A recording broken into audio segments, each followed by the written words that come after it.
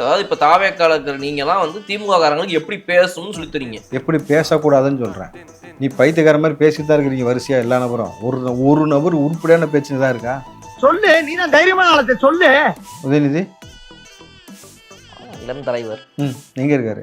சட்டசபையில சிங்கம் மாதிரி உட்காந்துட்டு இருக்காரு முதல் சைட்ல.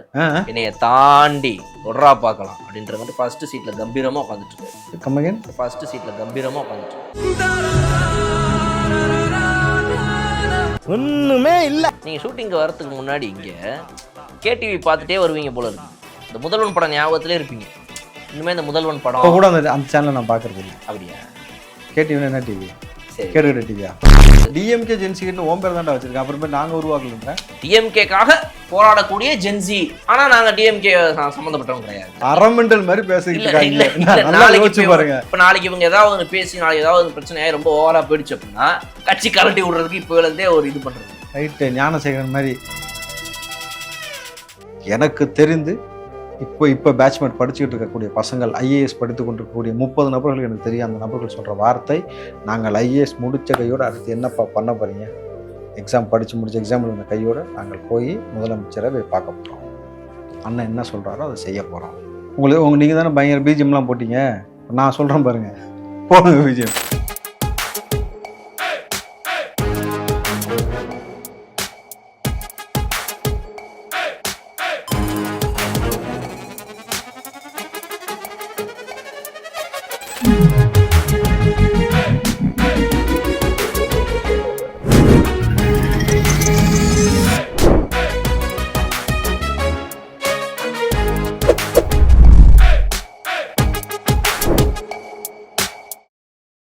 அதாவது இப்ப தாவேக்கால இருக்கிற நீங்கலாம் வந்து திமுக காரங்களுக்கு எப்படி பேசணும்னு சொல்லி தரீங்க. எப்படி பேசக்கூடாதுன்னு சொல்கிறேன். நீ பைத்தியக்கார மாதிரி பேசிட்டு தான் இருக்கிறீங்க வரிசையாக எல்லா நபரும். ஒரு நபர் உருப்படியான பேச்சுன்னு தான் இருக்கா? சொல்லுங்க பாப்பா. தாவேக்காரங்களும் சரியா பேசுறாங்க. தாவேக்கால சரியா பேசுறாங்க. இதுக்கு மேலே என்ன வேணும்? என்ன சார் வேணும் சொல்லுங்க. ஏதாவது கன்னி பேச்சுன்னு சொல்லிட்டு ஒருத்தர் புதுசா வந்து இப்ப பேசினாரு. போலூர் எம்எல்ஏ. அவர் வந்து என்னென்னமோ பேசுறாரு. என்ன பேசினாரு? என்னென்னமோ பேசுறதெல்லாம் ஒரு எப்படி சட்டமன்ற அவை குறிப்புல எப்படி வைக்கிறது சார்? அதெல்லாம் ஒவ்வொரு கட்சிகளையும் பார்த்து வந்துட்டு அன்னைக்கு ஊழல்ல திகழ்த்துட்டு இருந்த தமிழ்நாடு இன்னைக்கு வந்து பாத்தீங்கன்னா இந்த மாதிரி மாறி இருக்கு அப்படி இப்படின்னு என்னென்னமோ பேசுறாரு. அதெல்லாம் என்ன சார் அது? சட்டமன்றத்துக்குள்ள இஸ்லாமிய தீவிரவாதி என்ற வார்த்தையை பயன்படுத்தினது கருணாநிதி. இதை பேசலாமா? அப்படி ஒரு அகராதிலேயே இல்லாத ஒரு வார்த்தையை முதல் முறையில் சட்டமன்றத்தில் பயன்படுத்தினது கருணாநிதி. சிறுபான்மை மக்களின் துரோகி. ஓகேங்களா? நாடாவை அவிழ்த்து பாவாடையை தூக்கினால் தெரியும் பேசினது யார்? கருணாநிதி. கோப்புகள் திறந்து பார்த்தால் தெரியும்னு முடிச்சிருக்கலாம்ல. நீ வார்த்தையில் வித்தகன்ட்டு ஒரு வார்த்தையிலேயுமே நீங்க பின் அர்த்தம் கண்டுபிடிக்கிறதுலையே தான் சார் இருக்கீங்க. நீ பேசுறது எல்லாமே கேவலமான வார்த்தையில அர்த்தம் இல்லைன்பீங்களா? கருணாநிதிக்கு இப்போ நான் விளக்கம் கொடுக்கவா? கரு ப்ளஸ் நான் ப்ளஸ் நிதி தானே கருணாநிதி. கலைஞர்னு என்ன கலைஞர்? என்ன கலைஞர் எழுதியிருக்காரு. நிறைய புத்தகங்கள் எழுதியிருக்காரு. தெரியும். அவர் எழுதின புத்தகம் சொல்லக்கூடாதுன்னு நினைச்சா படிச்சிருப்பீங்க நீங்களும். வான்கோழி நச்சுக்கணும் வாலிபு இருந்துட்டு அதானே தெரியுது. இப்போ நான் வரும்போது லேப்டாப்ல படிச்சுட்டு இருந்தது அதானா? இல்லை சார், நீங்க வரும்போதெல்லாம் அந்த புக்கை பற்றியே பேசிட்டு இருக்கிறீங்க. நான் பேசினாலும் நீங்கள் பேசிட்டீங்களா? ஊறிடுச்சு உங்களுக்குள்ள. ஒன்றும் பிரிக்க முடியல. என்னெல்லாம் எழுதியிருக்காரு சார். படத்துக்கு திரைக்கதையெல்லாம் எழுதி வசனம்லாம் எழுதியிருக்காரு சார் அவரு. சிவாஜி கணேசன் அவர்கள்லாம் வந்து இவருடைய வரிகளில் தான் வந்து இப்போ பேசியிருக்காரு அப்படியே. சரி, என்ன பண்ணலாம் சார்? அதனால கலைஞர் வச்சுங்க. இப்போ கலைஞர் இங்கே இருக்காரு. இப்போ அனைவரின் உள்ளத்திலும் மக்கள் எங்களின் ஒவ்வொரு இல்லத்திலும். அவ்வளோதான். சும்மா சொல்லுங்க, பரவாயில்ல. இல்லத்திலும் உள்ளத்திலும் என்றும் ஸ்டாலின். கலைஞர் ஸ்டாலின் எங்க இருக்காரு? அவர் இல்லத்திலும் எங்கள் உள்ளத்திலும். அவர் இல்லத்தில் எங்கள் உள்ளத்தில். உதயநிதி இளம் தலைவர் எங்க இருக்காரு? சட்டசபையில சிங்கம் மாதிரி உட்காந்துட்டு இருக்காரு முதல் சைட்ல. என்னைய தாண்டி தொடரா பார்க்கலாம் அப்படின்ற மாதிரி ஃபர்ஸ்ட் சீட்ல கம்பீரமா உட்காந்துட்டு இருக்காரு. கம்மகன் கம்பீரமா உட்காந்துட்டு இருக்காரு. அவரை தாண்டி தொடணுமா? ஆமா, எல்லாத்தையும் தொட்டாச்சு. என்ன பண்ணிட்டு இருந்தாரு? மார்க்கண்டேயனை தூக்கி உள்ள பண்ண முடியலையே. தூக்கி உள்ள வச்சப்ப ஒண்ணுமே பண்ண முடியலையா? மார்க்கண்டேயனை வச்சப்ப டச் பண்ண முடியலையா?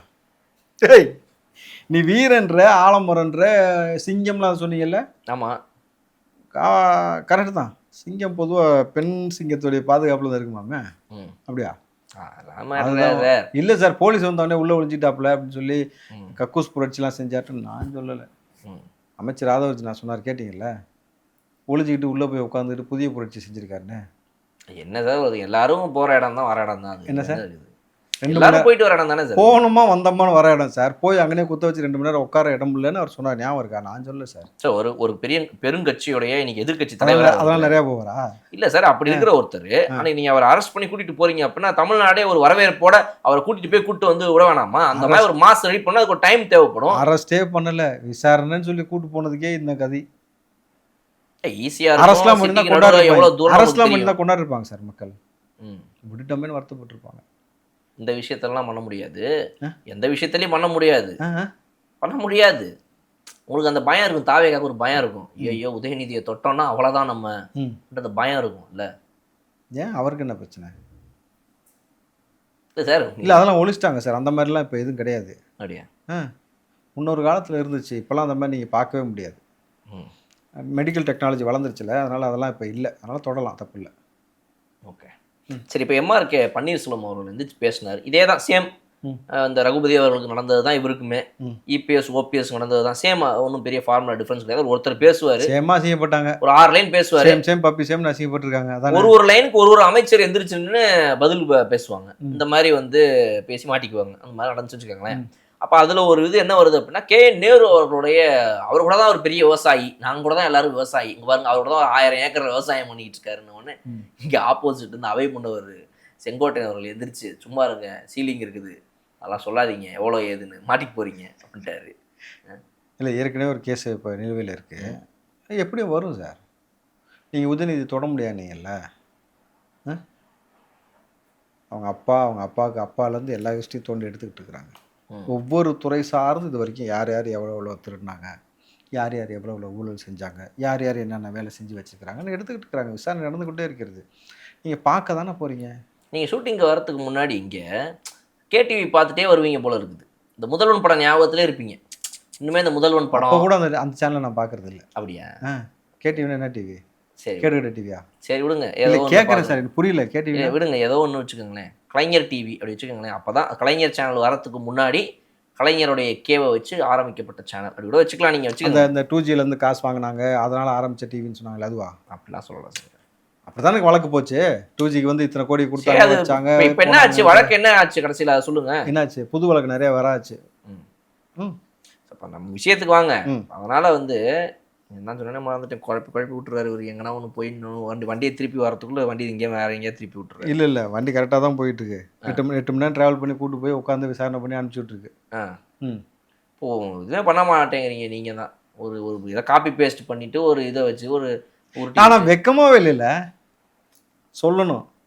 யார்? நான் வந்து பெரியாம்பளை ஊருக்குள்ள பெரிய தலை, பெரிய வரலாறு இருக்குது, ஆலமரம் வாழைமரம்னு சொல்கிறீங்கள.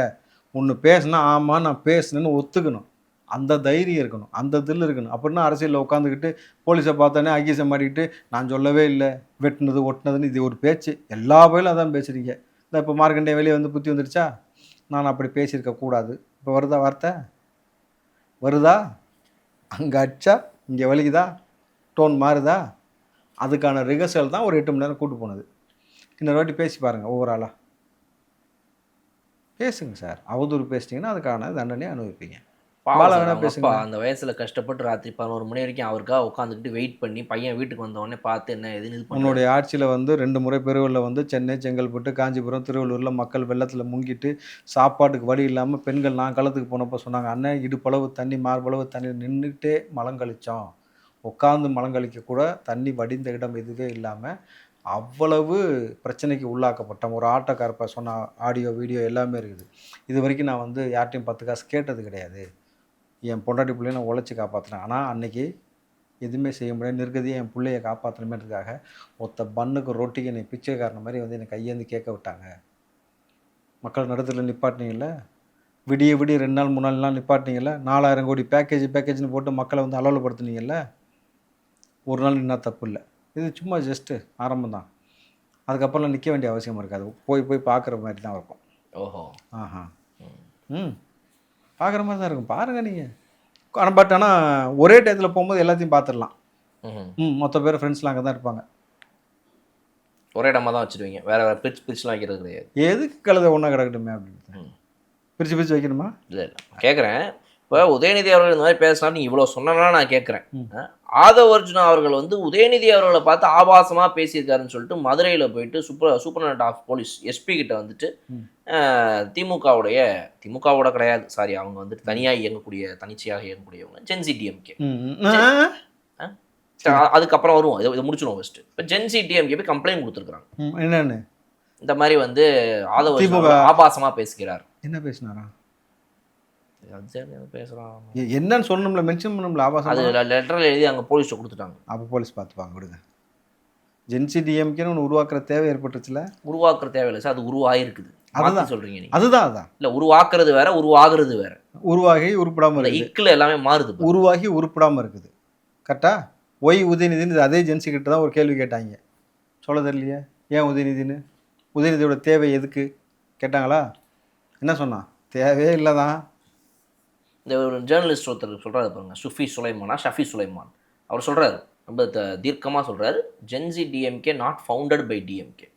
டிஎம்கே அவர்களே உருவாக்கவில்லை, அவங்க யாரோ தனியாக ஏதோ இயங்கிக்கிட்டு இருக்கிறாங்க. ஆனால் நாங்கள் ப்ரௌடு கொத்தூஸ்னு வாங்க அதானே. அதான் அது ஏதோ அவங்க தனியாக. கொத்தூஸ்னா யாருக்கு கொத்தூஸாக இருக்காங்களா? யாருக்கு அடிமையாக இருக்கிறேன்னு சொன்னானுங்க. திமுக பேசுகிறாங்க. திமுக உருவாக்கவில்லை.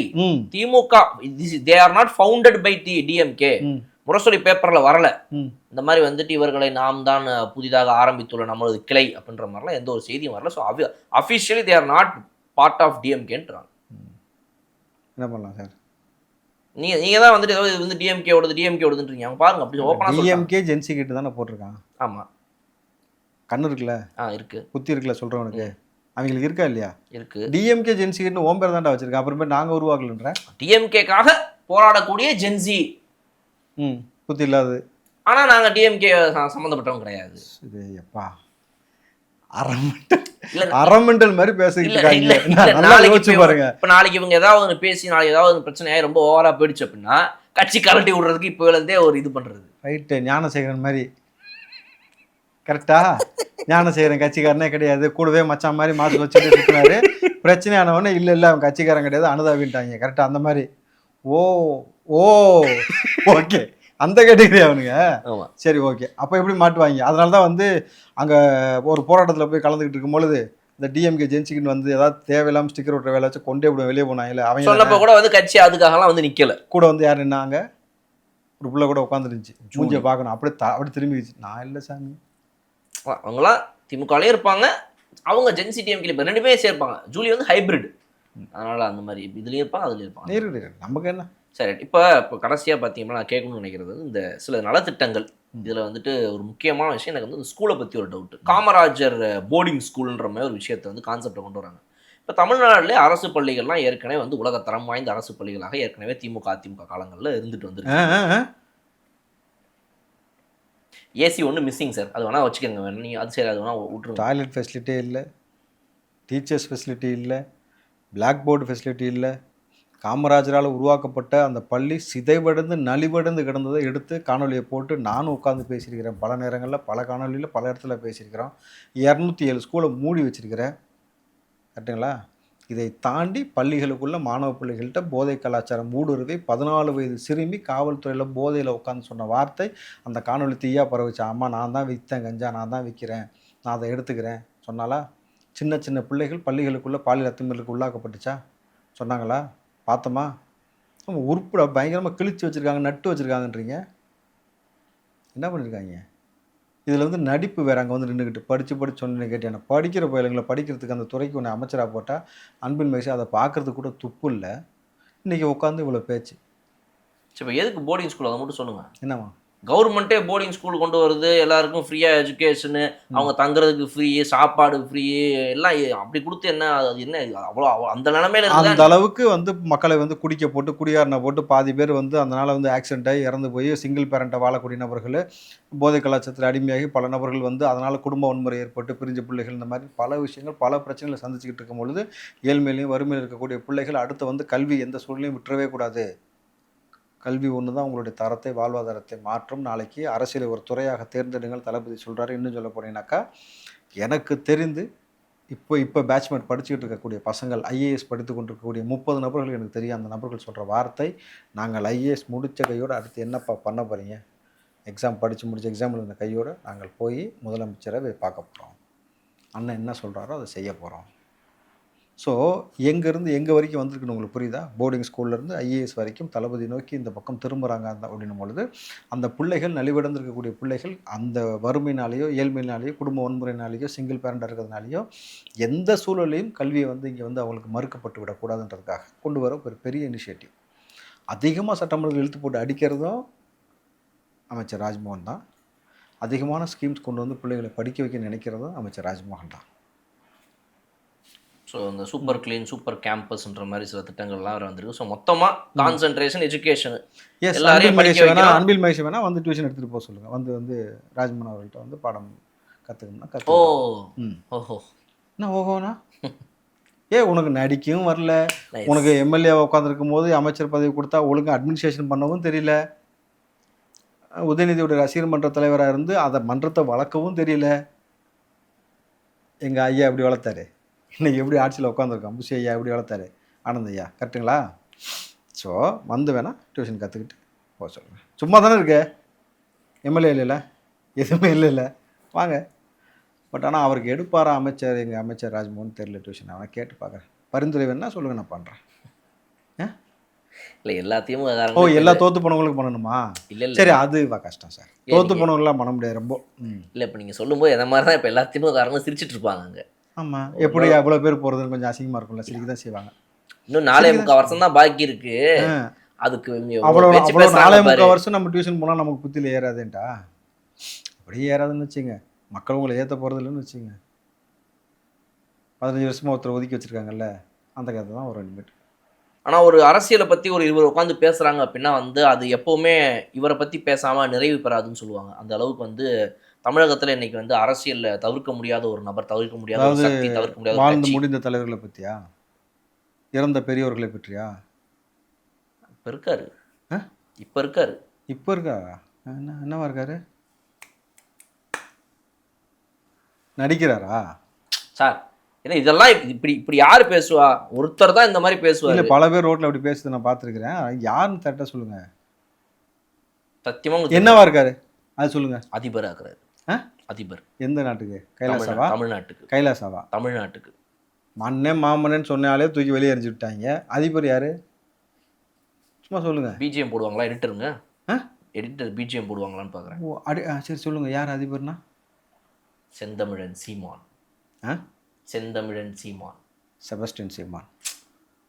என்ன இதெல்லாம் நல்லாவா இருக்கு? இதெல்லாம் செபஸ்டியன் சீமான் தான் அவர் பேரு. செந்தமிழன் சீமான், செபஸ்டியன் சீமான். சரி எப்படி வேணா வச்சுக்கோங்க நீங்க. ஏன் செபஸ்டியனை மறைச்ச? இது நான் அதுக்காக வந்தேன் இப்போ உங்ககிட்ட. நான் என்ன பேசுறேன், நீ ஏன் செபஸ்டினை மறைச்ச? சரி நீங்க அதை விடுங்களேன். ஏன் எங்க தளபதியை கேட்குற இல்லையா, நீ ஏன் மறைச்ச? செபஸ்டியன் சீமான் தானே, கலைஞன் கூட வாக்குமூலம்லாம் கொடுத்தாரு, ஆமா செபஸ்டியன் சீமான் தான்ட்டு. என்ன அவருக்கு இப்போ? அவர் வந்து பார்த்தீங்க அப்படின்னா வந்து ரீசெண்ட் டைம்ஸில் அடுத்தடுத்த மேடைகளில் பேசுறதெல்லாம் பார்த்தீங்க அப்படின்னா தாவேக்காவை கம்ப்ளீட்டாக ஃபுல்லாக இது பண்ணிட்டு நம்ம தான் வரோம். ஏன்னா வந்து இன்னைக்கு டிஎம்கே ஏடிஎம்கே வேணான்னு சொல்லி டிவிகேக்கு போட்டாங்க. இன்னைக்கு இந்த டிவிகேவை யாருக்கும் பிடிக்காம போயிடுச்சு. அடுத்து நம்ம தான் மக்கள் பேச ஆரம்பிச்சிட்டாங்க. கொஞ்சம் வெயிலில் நிற்காமல் பேச சொல்லுங்க. சீரியஸா உங்களுக்கு நீங்கள் தானே பயங்கர பிஜிஎம்லாம் போட்டீங்க. நான் சொல்கிறேன் பாருங்க, போடுங்க பிஜிஎம். அவர் கொஞ்சம் வெயிலில் நிற்காமல் பேச சொல்லுங்கள், பார்த்துக்க சொல்லுங்கள். அவ்வளோ அக்கறை. அடுத்த சிஎம் வந்து எதுவும் ஏற்கனவே அப்படி ஒரு நாள் வெயில இருந்து மயக்கம் போட்டுலாம் தூக்கிட்டு போனாங்க, ஞாபகம் இருக்கா இல்லையா? அந்த காட்சி பார்த்துருக்கீங்களா? மக்களுக்காக இது பண்ணும்போது கேம்பெயின் டைமில் வந்துட்டு ஆமாம் நடந்துச்சு. அதனால் வெயிலில் நிற்கும் பொழுது அவருக்கு சில நேரங்கள் அந்த மாதிரி ஆகிடுதுன்னும் பொழுது படிப்படி அவருக்கு சொல்லுங்க, அண்ணே முடியலண்ணே, 60 வயசு தாண்டிட்டேனே, சீனியர் சிட்டிசன் லிஸ்ட்டில் வந்துட்டேனே. 60 வயசுக்கு மேலே போனால் சீனியர் சிட்டிசன் தாங்க சார். கேட்குறேன், கரெக்டாக சொல்லுங்கள். இன்ன வரைக்கும் யாரும் அதை பதிவு பண்ணல, நான் பண்ணுறேன். நீ சீனியர் சிட்டிசன் லிஸ்ட்டில் வந்துட்டேனே, வயசாகிடுச்சு, முடியல, முன்ன மாதிரி வேகமாக ஓட முடியாது, குறுக்க மறுக்க ஓடிக்கிட்டு இருக்கிற, அதுவும் உங்களுடைய இனம் வந்து ரொம்ப வேகமாக ஓட முடியாதுன்னா பொசுக்குன்னு இப்போ வரதெல்லாம் லாரி கூட கிடையாது, ஜேசிபி வச்சுன்னா அடித்து தூக்கிச்சுன்னா நசிங்கிறீங்க ரோடா. அதனால் பார்த்து ஓரமாக நிலையில் உட்காருனேன் அப்படின்னு சொல்லுங்கள். அங்கங்கே பார்த்தீங்க அப்படின்னா ஆல்ரெடி வந்து திமுகவும் நாம் தமிழர் கட்சியினரும் சின்ன சின்ன அடிப்படைகளாக திமுக இருக்கிறவங்கலேருந்து நாம் தமிழர் கட்சியுடைய ஒருங்கிணைப்பாளர், தலைமை ஒருங்கிணைப்பாளர் சீமான் அவர்களை சந்திக்கிறதுலேருந்து அப்படியே வந்து அந்த போஸ்டிங் மூலம் மாற்ற சொல்லுங்கள். தலைமை ஒருங்கிணைப்பாளர்னா ஒருங்கிணைப்பாளர்னா ஒருங்கிணைக்கணும். இவர் உள்ளே வந்தாலேருந்து ஒரு ரூபாய் உள்ளெல்லாம் வெளியே போயிட்டு இருக்காங்க. கரெக்டா? அவரே சொல்றாங்க, ஆடியோ கால்லாம் வந்துச்சு சார், ரெக்கார்டிங்லாம் ஆன்லைன்ல வந்துருது. இந்த மாதிரி சொல்றாரு, உன்னால இருக்க முடிஞ்சா இருறா, நான் சொல்றதாண்டா, கிளம்புறா கிளம்பி போயிட்டுறா, யாரா நீ இவனே அப்படி அப்படின்றாரு. அதுதாங்க ஒரு அரசியல் தலைவர். அதைத்தான் அவங்களும் சொல்லிட்டு வராங்க. யார் நீ, நான் கிளம்புறேன்ட்டு இழந்துட்டேன், நீ முதலாளின்ற பதவி இழந்துட்டேன்னு வடிவில் சொல்லுவாப்புல இல்லை, அந்த மாதிரி சொல்லிட்டு தான் ஒரு அளவு வெளியே. எந்த அரசியல் கட்சிக்கு இந்த தைரியம் இருக்கும்? சொந்த கட்சிக்காரனை வாடா போடா, முடிஞ்சா யாரா மூட்டு போடா வெளியே அப்படின்னு சொல்றது ஒரு தைரியம் வேணும்ல ஒரு அரசியல் கட்சி தலைவர். கண்டிப்பா. அதனால தான் சொன்னேன், வெயிலில் நிற்க வேண்டாம், கொஞ்சம் பார்த்துக்குங்க, சீனியர் சிட்டிசன் ஆகிட்டீங்க அப்படின்னும் பொழுது பொதுவாக நம்ம சொல்லுவோம்ல, 60 வயசை தாண்டும் பொழுது சில சிக்கல்கள் பிரச்சனைகள்லாம் ஏற்படும். ஏன்னா இவர் வெறி கொண்டு வந்துட்டா ஒரே இடத்துல தம்பிச்சு 1000 அடிப்பினார். பார்த்துருப்பீங்களா அந்த காணொலிலாம்? பலா நான் ஸ்டாப்பாக 1000 தம்பிள்ஸ் யார் அடிச்சிருக்கா அது வரைக்கும்? வேர்ல்டு ரெக்கார்டு காட்டுங்க. ஆனால் கேட்டால் புழுவுறது இல்லைன்ட்டு அதில் ஒரு புழுவு. கையெடுங்க போல, கையை கீழே இருங்க.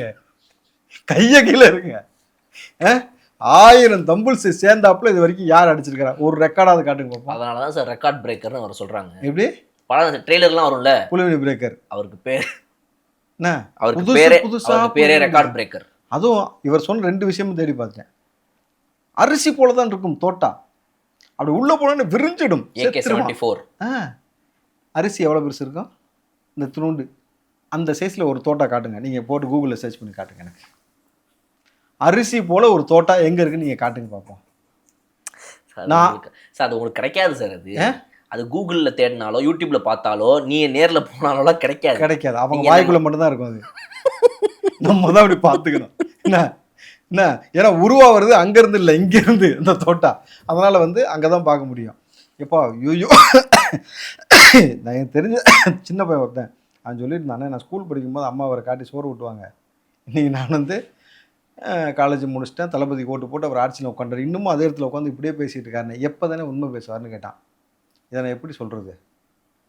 நீங்கள் இப்படியே பேசிகிட்டு இருங்க சார். நான் தான் சொன்னேன், எப்போ தம்பி தேவையில்லாத நம்ம எப்போயுமே தவிர்த்துடணும். மக்கள் 15 வருஷமாக எப்படி தவிர்த்தாங்களோ அதே மாதிரி பார்க்குறத தவிர்த்துக்க. என்ன எங்கண்ணே இவங்களா போட்டு ஏதாவது நம்ம ரீல்ஸ் பார்க்கும்போது கூட அதுவும் சேர்ந்து வந்துடுது.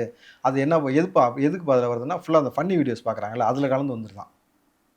அப்போ தவிர்க்க முடியாமல் பார்க்குற மாதிரி ஆயிடுதுன்னா சரி ரைட்டு, நம்ம ஒன்றும் செய்ய முடியாது இதுக்கு மேலே. நீங்கள் இப்படியே பேசிகிட்டு இருங்க சார். நீங்கள் ஒரு பக்கம் தமிழ்நாடை வளர்க்கணும்னு சொல்லி எதாவது பண்ணிட்டு இருப்பீங்க, அவர் சைடில் உங்கள் யாரையும் கேட்காம நேராக என்ன பண்ணுவாருன்னா இலங்கையில் போயிட்டு கட்சி மீட்டு வந்துடுவார். அதானே அவர் 50 பெட்டாலியனை கூட்டிகிட்டு போயிட்டு அவர் கூப்பிட்டு வந்துடுவார். கூப்பிட்டு வரட்டும். ஒத்த ஃபோட்டோ ஒரு வீடியோ, அந்த வைகோலாம் இருந்திருக்காருல்ல வீடியோ இருக்குல்ல, அப்படி ஒரு வீடியோ காட்ட சொல்லுங்கள். அண்ணன் கூடயே இருந்தேன், நான் சுட்டு பழகினேன், அவர் பார்த்தாரு, கடாஃபி தான் எனக்கு சொல்லி கொடுத்தாரு. அப்படியே அப்பா கடாஃபி இவர் சொல்லி கொடுத்துருக்கிறாரு சொல்கிறதுக்கு. இவர் சாப்பிடும்போது குறிப்பெடுத்தாங்க, அண்ணன் கூடயே இருந்தேன்றல, அவரை ஒரே ஒரு வீடியோ காட்ட சொல்லுங்கள். அதெல்லாம் பெருமைக்கு பண்ணுறவங்க தான் சார் அந்த மாதிரி பண்ணுவாங்க. பெருமைக்கு எருமை மேய்க்கிற மாதிரி இப்போ பேசக்கூடாது. முதலாக ஒரு சிஎம் தமிழ்நாட்டில் அவரே ஃப்ரண்ட்ல நின்று ஒரு படை தளபதியாக அவரே எல்லாத்தையும் எடுத்துகிட்டு கொண்டு போய் கன்னை வச்சு போரில் இறங்குறத நீங்கள் சீமானவர்கள் சிஎம் ஆனது கூட பார்ப்பீங்க. நீங்கள் நித்யானந்திட்ட பேசிட்டு அங்கே ஏதாவது வாய்ப்பு கொடுத்தாருன்னா போக சொல்லுங்கள். ஆனால் அவர் சேர்க்கறதுக்கு வாய்ப்பு இல்லை. ஏன் சொல்லுங்கள்? சொல்லுங்கள். அது சொல்லணும்ல. ஆமாம் சொல்லுங்க. நித்யானந்தா பார்த்து புறம்பட்ட ஆள், அதனால அவர் எப்படி சேர்ப்பாரு? எனக்கு அவன் காசு பண்ண வச்சிருக்கலாம், பெரிய விஷயம் இல்லடா, பூரா வெள்ளக்கார ஃபிகராக வச்சிருக்கான்டா. சீமான் பேசுகிறேன் ஆடியோவாக இருக்கும் சார், ஏஐயா இருக்கும், நம்ம இது பண்ணிக்கிறது. சரி. கண்டிப்பாக ரைட்டு. மீண்டும் இன்னொரு முறை சந்திப்போம். நன்றி.